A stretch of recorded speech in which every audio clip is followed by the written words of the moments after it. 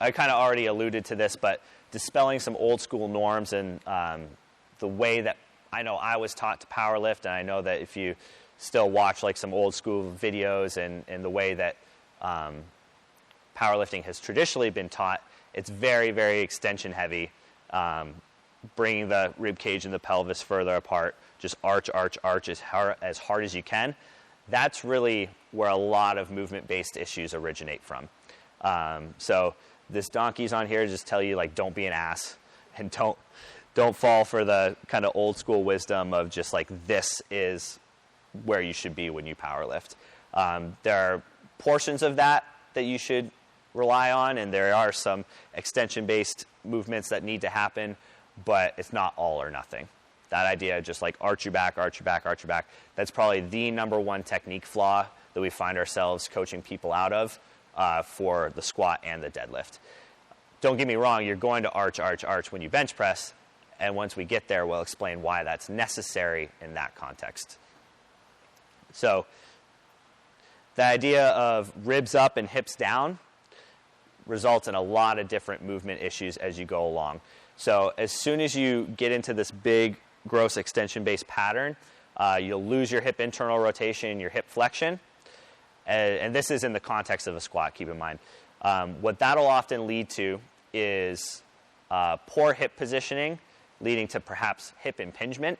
So the way that your hips are structured, so you've got your pelvis like this, kind of looks like moose antlers, and they work independently, right? Your pelvis, the two sides of your pelvis can move somewhat independently.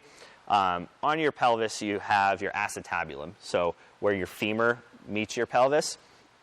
So your acetabulum, you got the head of your femur, and if we're looking at it from the front here, if I'm going to really arch my back, my pelvis is going to go like this, go into what's called anterior tilt.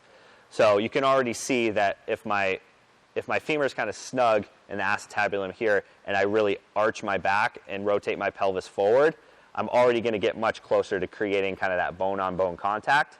And then if I try to squat down like that, so I'm going into hip flexion, I'm going to run out of room at some point. That's where you kind of maybe feel that kind of pinching in the front of your hips. I'm sure we've all felt it at one point. But the thing is, the human body is pretty smart. So if I try to squat in that position, my body knows it wants to avoid that kind of bone-on-bone contact. So as I go to squat down, I'm going to get, anybody ever heard of butt wink? You're butt winking under. So in order to allow myself to go into more hip flexion in this position, I'm just going to tuck underneath kind of subconsciously, and then I'm getting rounding of the lower back and posterior pelvic tilt under load. We wouldn't want to do that while deadlifting, right? We understand that deadlifting with a rounded back is probably a bad idea.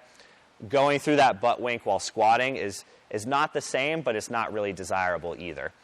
If you just simply lock your rib cage and pelvis into position, so if this is my neutral position, rather than arching my back and tipping my pelvis forward, if I just slightly tuck it under and hold it there, then I can squat down and keep my femur snug and acetabulum the entire time. So that's why locking the pelvis and rib cage into position is so important. So kind of squatting with this big arched position, a lot of times people will miss depth because of it.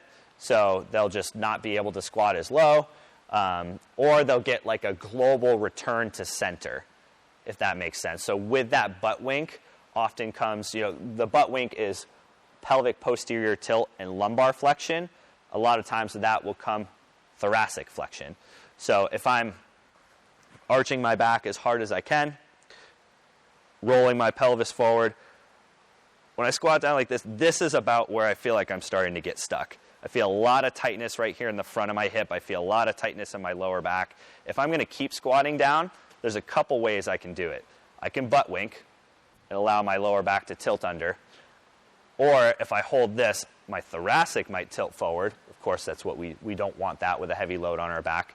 A lot of times you'll also see it manifest as this. So if I know I'm robbing myself of hip internal rotation by being in this position, my body's going to find a way to get it.